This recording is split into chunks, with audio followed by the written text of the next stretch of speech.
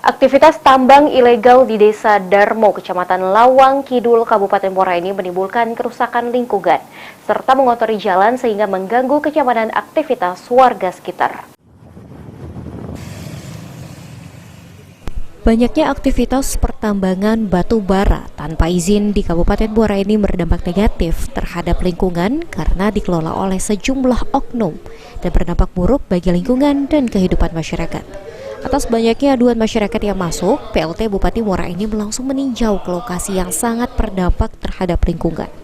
Ditemukan tumpahan tanah yang bercampur dengan batu bara di jalan, membuat kotor dan berdebu.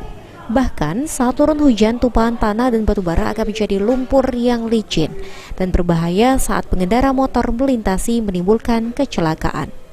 PLT Bupati Muara Enim Ahmad Usmarwi Kafah selaku pemerintah daerah melakukan respon cepat menanggapi keluhan masyarakat, baik dari media sosial maupun aduan yang masuk ke Pemkab Muara Enim dengan meninjau langsung lokasi kawasan yang terdampak. Batu bara berceceran, tumpah di jalan. Ini sangat mengganggu kenyamanan, ketertiban, dan juga pastinya aktivitas warga. Penambangan tanpa izin atau peti memberikan dampak negatif tidak hanya kepada lingkungan hidup, ekonomi, tapi juga sosial. Tidak ada rambu-rambu SOP yang benar yang diikuti.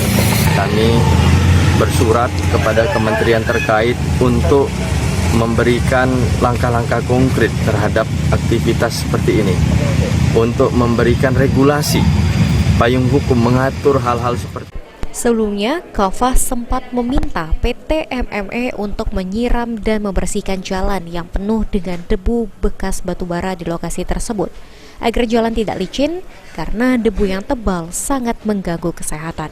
Mardiansyah, PAL TV.